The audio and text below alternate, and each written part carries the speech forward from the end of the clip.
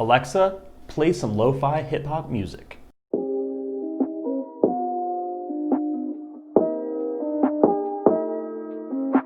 If you've been living under a rock for the past 10 years, names like Amazon or Alexa might just sound like normal names or the name of a rainforest. But even for those people who are frantically trying to turn off lo-fi hip-hop beats to study/relax to, you might not know what's going on behind the scene of your favorite internet-connected devices.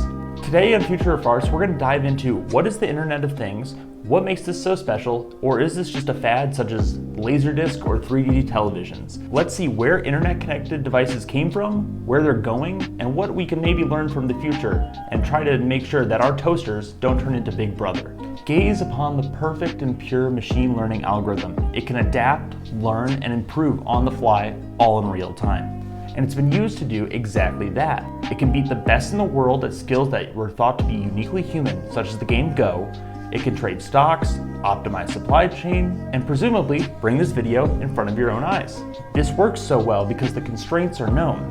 No one can throw a stick into the spokes of the bike when there's no stick, there's no spokes, and there's no bike. It's all code. But then add the chaos of a dirty, messy, grimy, imperfect world, and things get exponentially more complicated.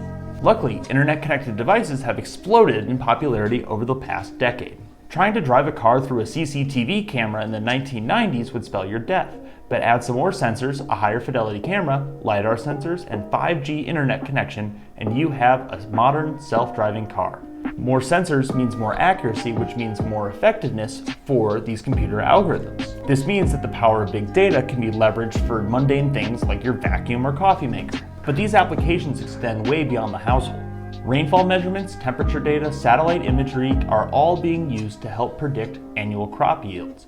Computer vision algorithms can analyze radiological data more accurately than doctors, while wearable fitness devices are able to detect danger to the user, such as falls, and automatically contact emergency medical services. The possibilities are endless, and in the right hands can revolutionize the way we travel, communicate, work, and live. The more connected the world, the safer and more predictive it can become, and everyone lived happily ever after. Feet. What's that? Over there, an asterisk. So while internet-connected devices through the Internet of Things may be able to drastically improve our lives, there's a few concerns to be had. And this all comes down to data. While you can argue that we're there in a lot of different ways, the increased usage and proliferation of internet-connected devices and sensors, that will allow bad actors to take advantage of the system in three key ways. First, if it's connected to the internet, it runs the risk of being connected to from anywhere in the world anonymously. And while the average hacking scenario hardly looks like a bad episode of NCIS, the risk still exists. And when implemented into more key scenarios such as health, automotive, or industrial environments, this could provide a lot more harm. The second is the abuse of big data. Now, I'm not going to talk about the atrocities that are already being committed by old Uncle Zuck, old cousin TikTok, and totalitarian governments alike. Inevitably, more sensors means more data, so if international policies aren't created right now, abuse and corruption are more likely to happen. Privacy at the cost of connectedness and automation. Third, if a sensor array connected to the cloud is more efficient than your average Amazon worker or Uber driver, there's a good chance that these jobs could get replaced.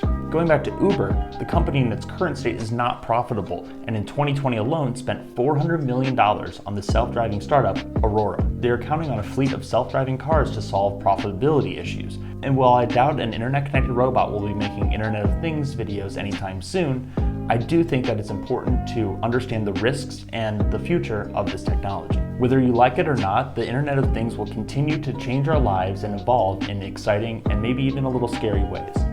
Thanks for watching, and if you want more videos on technological and economic deep dives, I definitely recommend you to hit the subscribe button and the like button. It helps me out a lot, and thank you so much for watching to the end. I'll see you next time.